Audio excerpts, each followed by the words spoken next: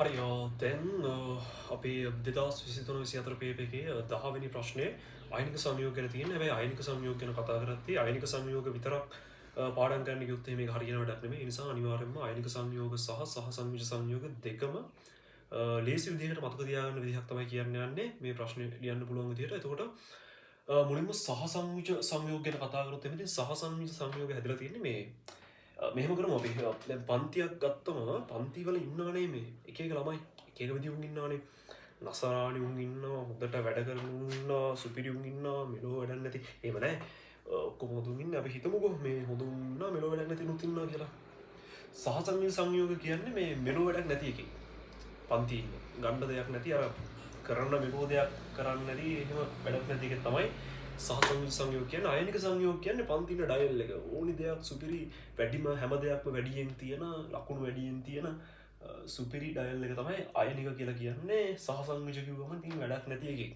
හරිද එතකොට දැන් මේගොල්ලෝගේ මේ ලක්ෂණ වෙන වෙනම මතක තියාගන්න ඕනේ මේ මෙයා වැඩක් නැති එක මෙයා හොඳ එකක් කියලා මතක තියාගෙන ඒකෙන් අපිට ගේමක් ගන්න පුළුවන් හරිද ඔය කතන්දරේට පොඩ්ඩක් ගැලපෙන්නේ නැති එකක් තමයි මේ මුලින්ම තියෙන්නේ මේ සහසංයුජ සංයෝග එක්ස්ට්‍රා කාරණයක් සහසංයුජ සංයෝග හැදෙන්නේ ඉලෙක්ට්‍රෝන හවුල තියාගෙන හරි එහෙම නැත්නම් ඒ ඉලෙක්ට්‍රෝන හෝමාරු කරන් හරි අයනික සංයෝග හැදෙන්නේ ධන හා ඍණ අයන දෙයක් එකතු වෙලා. ඒ උදාහරණයක් විදිහට දැන් මේ සෝඩියම් ප්ලස් එකයි Cl මයිනස් එකයි එකතු වෙලා NaCl කියන අයනික සංයෝගය හැදෙන ඔන්න ඔය විදිහට ඒක කියන්න පුළුවන්. එතකොට අයන ධන හා ඍණ අයන හෝමාරු වෙලා තමයි අයනික සංයෝග හැදෙන්නේ. හරි. සහසංයුජ සංයෝග කියන්නේ මෙලෝ වැඩක් නැති එකක්. අයනික සංයෝග කියන්නේ පට්ට ඩයල් එකක්. සහසංයුජ සංයෝග බොහෝ අවස්ථාවල හැම අවස්ථාවෙම නෙමෙයි බොහෝ අවස්ථාවල ඌ කියන්නේ කාම්‍ර උෂ්ණත්වයේදී ඌ ඉන්නේ ද්‍රව වායු ද්‍රව එහෙම නැත්නම් වායු විදිහට. කාම්‍ර උෂ්ණත්වයේදී ඝන දැඩිස් විදිහට තමයි අයනික උන් ඉන්නේ. සහසංයුජ උන් ඉන්නේ ද්‍රව වායු විදිහට. අයනික උන් ඉන්නේ ඝන විදිහට. ඉතින් මොකක්ද ඉතින් ඌ වැඩක් නැති වෙන්නේ ඇයි ඒකෙන්? අල්ලන්න පුළුවන් ඒ වායුව. ද්‍රවයක් මේ අතට ගත්ත ගමන් ලිස්සම වැඩක් නැහැ නේද ඉතින්. සහසංයුජ කියන වැඩක් නැති සෙට් එකක් උන් ද්‍රව වායුව අතින් අල්ලන්නවත් වැඩක් නැහැ. ඕන එක අයනික එකක් තමයි අතට ගන්න හරි පුළුවන් ඉතින්. ඒ නිසා අයනික උන් හොඳයි.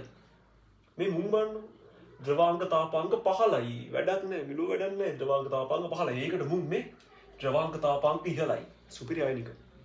මුන් මේ ජලීය හෝ විලීන අවස්ථාවේ විදුලිය සම්නයනය නොකරයි. වැඩක් නැහැ. කිසි දෙයක් කරගන්න බෑ. අයනිකුන් මේක නෙමෙයි ජලීය හෝ විලීන විට විදුලිය සම්නයනය කරයි. සුපිරි ඩයල් එකක් කරේ. මොකද්ද මේ ජලීය හෝ විලීන විට විලීන කියන්නේ මොකද්ද? විලීන කියන්නේ මොකක් හරි ලුණු මොකක් හරි ඔය තියෙන ඝනයක් අරගෙන කෙලින්ම දිය කරොත් අපි කියන එක විලීනයි කියන්නේ රත් කර මේ මොකක් හරි ලුණු කැටයක් කියන අරගෙන රත් කරන දිය වෙනකම්ම රත් කරනවා. එහෙම ඒක තමයි විලීනයි කියලා කියන්නේ. ඒතර ජලීයයි කියන්නේ ලුණු කැටයක් කරගෙන වතුරේ දිය කරනවා. කෙලින්ම රත් කරලා දිය කරන්නේ නැතුව වතුරේ දිය කරනවා. අන්න එතකොට ජලීයයි. ඕක තමයි ජලීයයි විලීනයි අතර තියෙන වෙනස. ඉතින් මූ ජලීය විලීන විට විදුලිය සම්නයනය නොකරයි. වැඩක්ම නැහැ.